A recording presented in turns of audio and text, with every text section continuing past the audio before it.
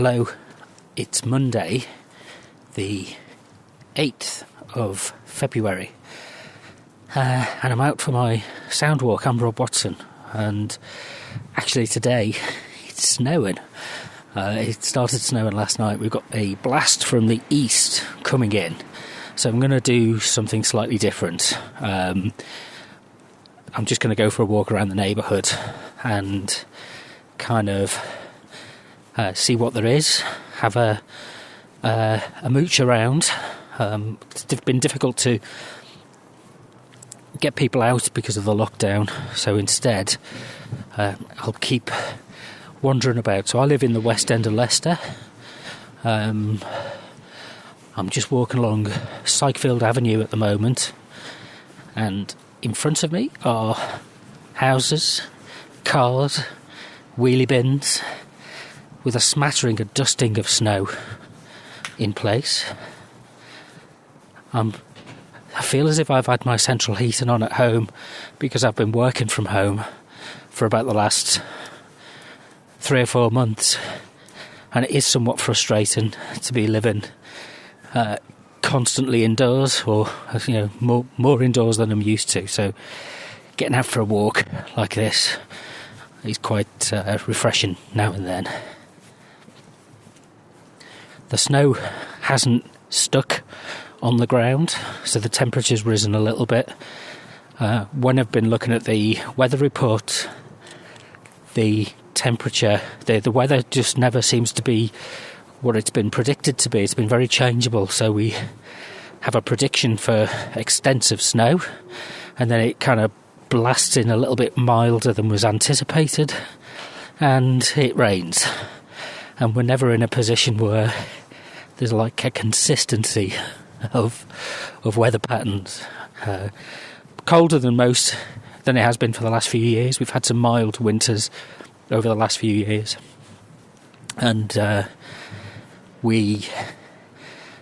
snow, and the indication of that is the snowdrops have only just come out. I went for a walk yesterday, and in Castle Gardens, as I walked through into the city centre, you can see the snowdrops are flowered. They've pushed through and are flowered, and that means that the crocuses won't be far behind, and then not far behind that will be the daffodils. So it's always good, in a sense, to get an idea that the winter is over its deepest, darkest moment, but that we're still in a position where the cold and the snow can blast in onto the UK, the British Isles.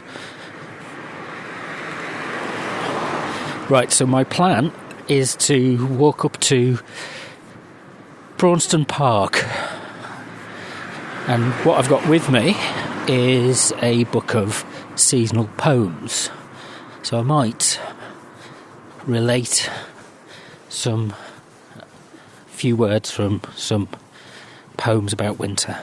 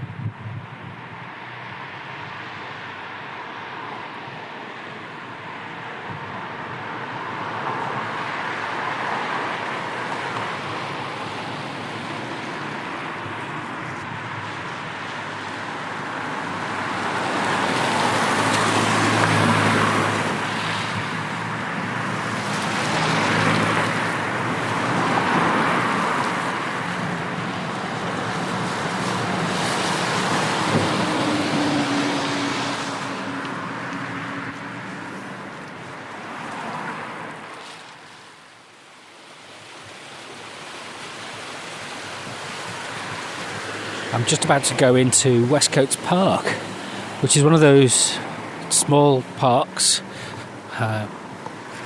which is actually it's just on Braunstone Avenue. and it's quite compact, but it's one of those much needed spaces that just gives you a chance to have a turn around the park and relax a little bit, I suppose. There's always dog walkers, and it's never a busy park, but it's definitely one that's valued.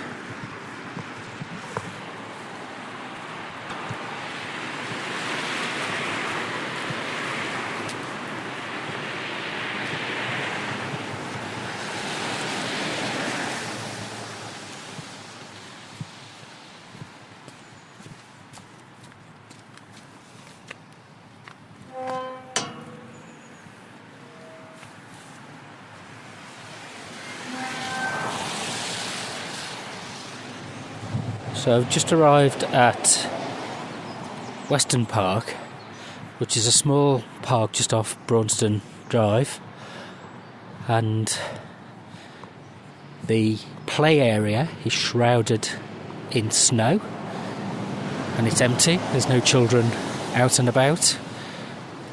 The field, the grass is covered in a light smattering of snow. It's kind of in that in-between state of sticking and melting, and the trees are pretty bare.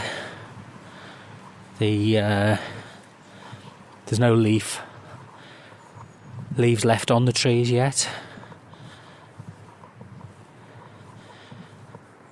Fortunately, the days are getting a bit longer, so the sun is a little bit higher. It means the light is a bit more improved, and that the contrast of the white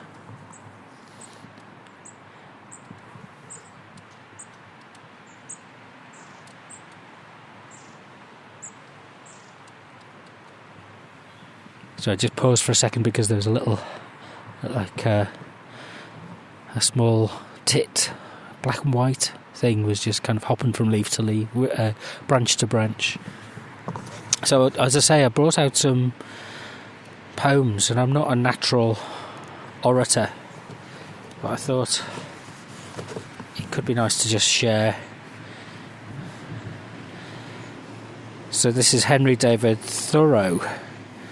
Pray to what earth does this sweet cold belong, which asks no duties and no conscience.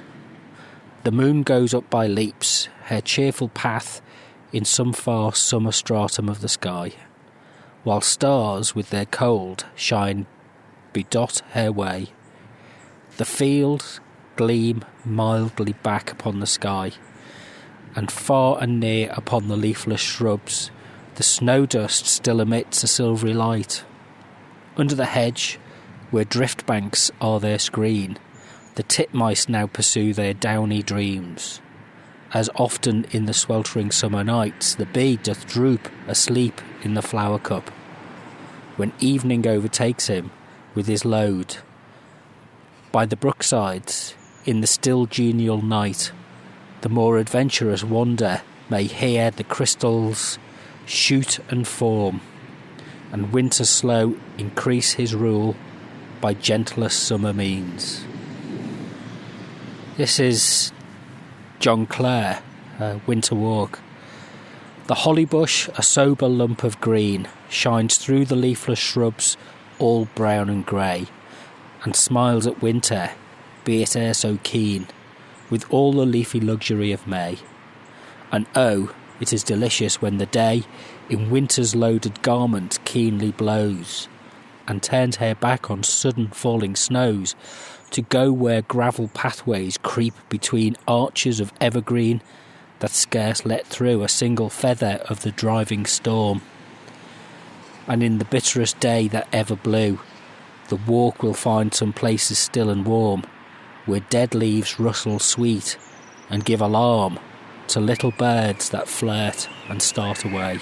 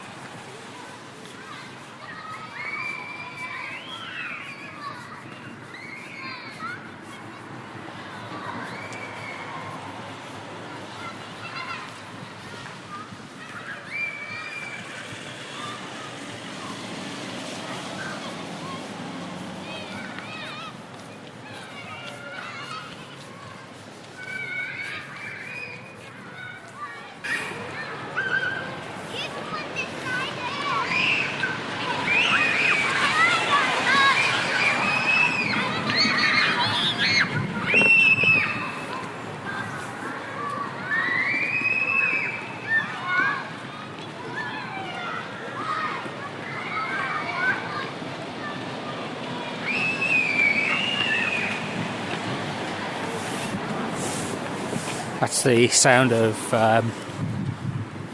Imperial Avenue Infant School with the children chasing snowflakes.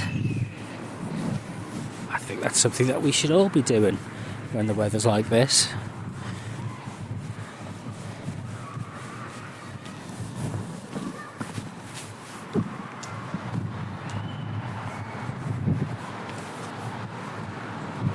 So I'm heading past the West End Working Men's Club, which is opposite the West End Community Centre.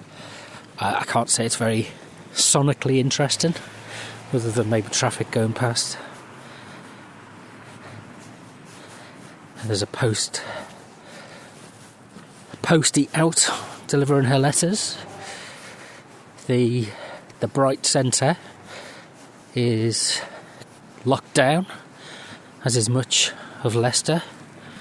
The recycling bins are quite full and overflowing. The West End Centre Working Men's Club has had a mural painted. It was established in 1961. And this part of Leicester, kind of towards Braunstone way, is mainly housing estates. It was built as council housing estates in the 1920s and 30s.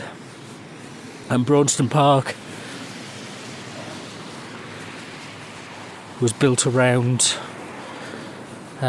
Braunstone House, which I'll head up to, which is now used as a wedding venue, and that will be my destination.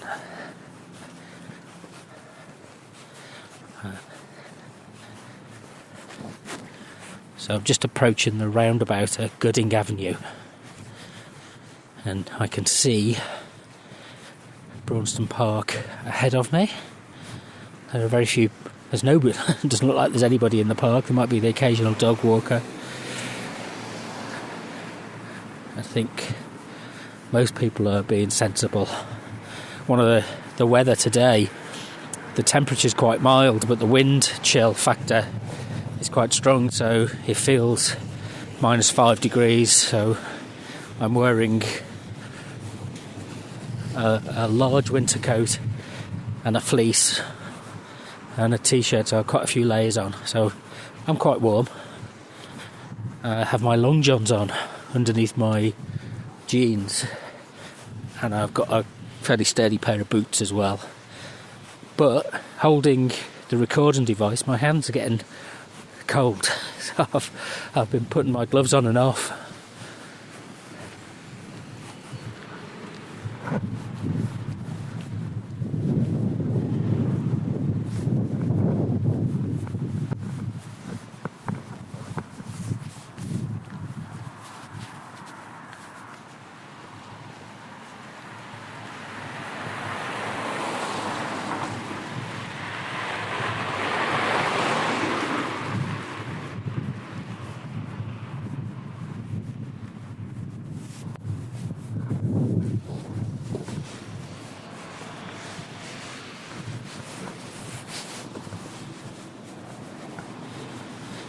So I'm just at the entranceway up to Braunstone Park, and I'll be heading up to Braunstone Hall, and then I'll head back home. Just a quick walk today. I'll come back at some point to Braunstone Park because there's the nature lake, which people do a lot of fishing, and all the ducks and geese like to congregate. There's a gym, there's a skateboard park, and the field is quite wide and open. Over on the other side of the park, just adjacent to Court Crescent, there are football pitches, artificial turf, astroturf, I think that's the word I was looking for. And the Grove and Adventure Playground is over that side of the park. This is The Snowstorm by Ralph Waldo Emerson. Announced by all the trumpets of the sky arrives the snow, and driving o'er the fields, seems nowhere to alight. The whited air hides hills and woods, the river and the heaven, and veils the farmhouse at the garden's end. The sled and traveller stopped, the courier's feet delayed, all friends shut out, the housemates sit around the radiant fireplace, enclosed in a tumultuous privacy of storm. Come see the north wind's masonry, out of an unseen quarry, evermore furnished with tile, with fierce artificer, curves his white bastion with projected roof, round every windward stake or tree or door, spreading the myriad hand, his wild work, so fanciful, so savage, naught cares he for number or proportion. Mockingly, or co-op, or kennel, he hangs Parian wreaths. A swan-like form invests the hidden thorn, fills up the farmer's lane from wall to wall. Moga the farmer's sighs, and at the gate, a tampering turret overtops the work. And when his hours are numbered, and the world is all his own, retiring as he were not, leaves when the sun appears, astonished art to mimic in slow structures, stone by stone, built in an age, the mad wind's night's work, the frolic architecture of the snow.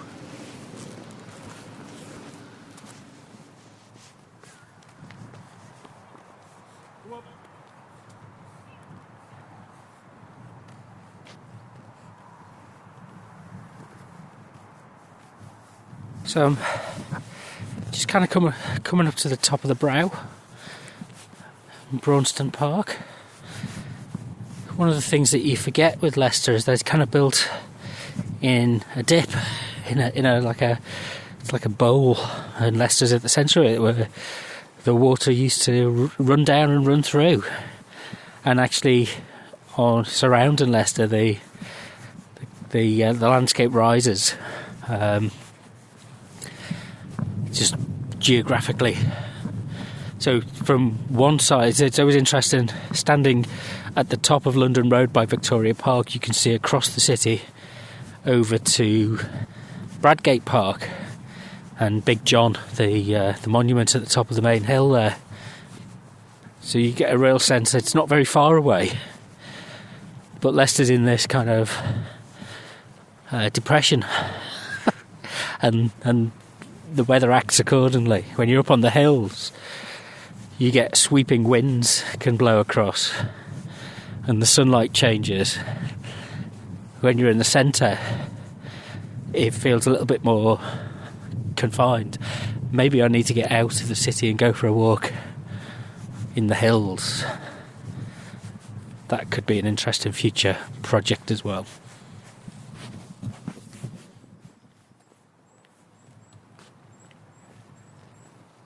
I'm up at Winstanley House, which is formerly known as Braunstone Hall, I think. And as ever, there's a useful story of Leicester board here with some information about the background history of the house. Winstanley House, formerly known as Braunstone Hall, has played a central role in the history of Braunstone over millennia. Originally described as Barnow Wood, as early as 1250 AD. Braunstone Park probably formed part of the greater chase of Leicester Forest and was governed by forest law. Early tenants of Braunstone had pasture rights and could use the woods for repairs, but it was held as a succession of lords who held rights for timber and hunting. In February 1955, Braunstone Hall became a Grade 2 listed building and was described by Historic England as a house which survived well with a good interior. And it's enjoyed a rich life since it was built in 1775 for Clement Winstanley as the family's mansion. Designed and built in the Georgian style by local architect William Oldham. It has 3 stories of plain red brick and local Swithland slate and landscape grounds. For 150 years it remained the family home of the Winstanleys until the Leicester Corporation compulsorily purchased the estate and the surrounding open space for housing during the post-war period. However, the park was maintained as an open space for all time and open to the public. The hall itself was transformed into a senior school in 1932, with William Croft as the head teacher, and later became a junior school. It remained as a school until 1996, even during World War II, when it shared the park with the Home Guard, the Royal Artillery, and the American 82nd Airborne Division. After the school closure, it gradually fell into disrepair, but it was given a new lease of life in October 2017 as Winstanley House, a boutique hotel and wedding venue.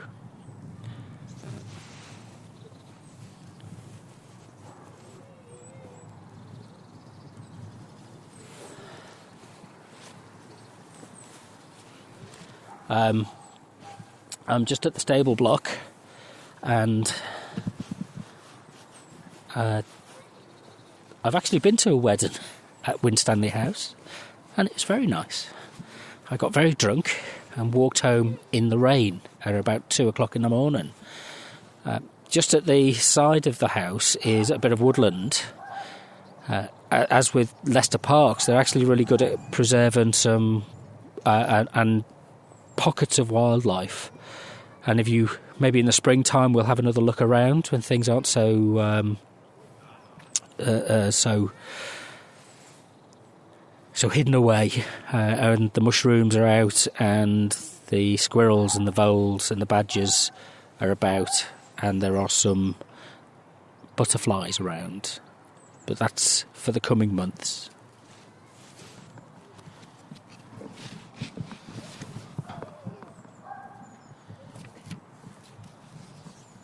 Another poem. This is by Kay Ryan, Winter Fear. Is it just winter, or is this worse? Is this the year when outer damp obscures a deeper curse that spring can't fix? When gears that turn the earth won't shift the view? When clouds won't lift, though all the skies go blue?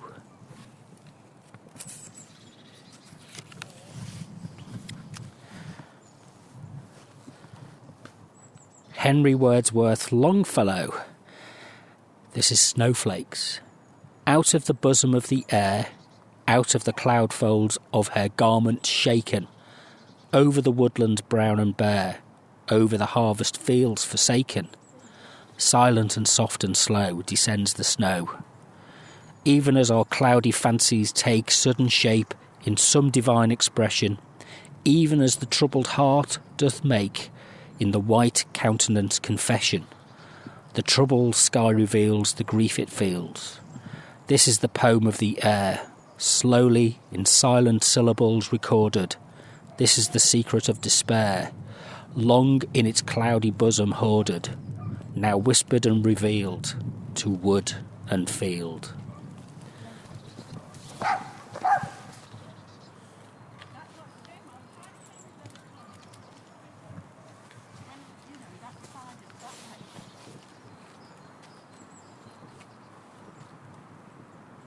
Right, it's starting to snow a lot more again now, so I'm heading back home.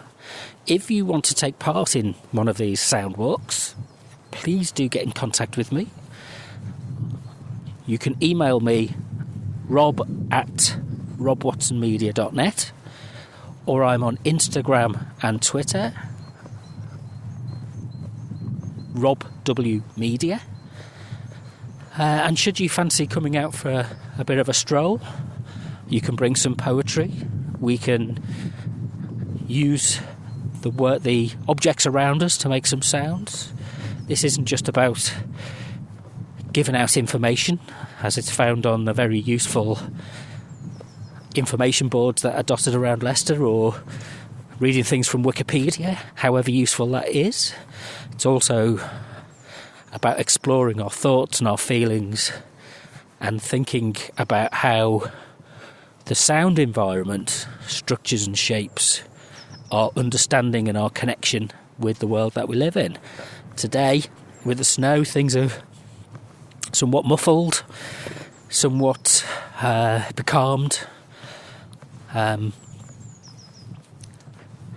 that's quite pleasant. A space to contemplate where we are and what we're doing. Less rushing around, less trying to please people, less trying to keep up with people. When it snows, you can't really dash about anywhere. You've just got to take your time. Keep warm, keep safe, keep socially distant, and until next time, thank you.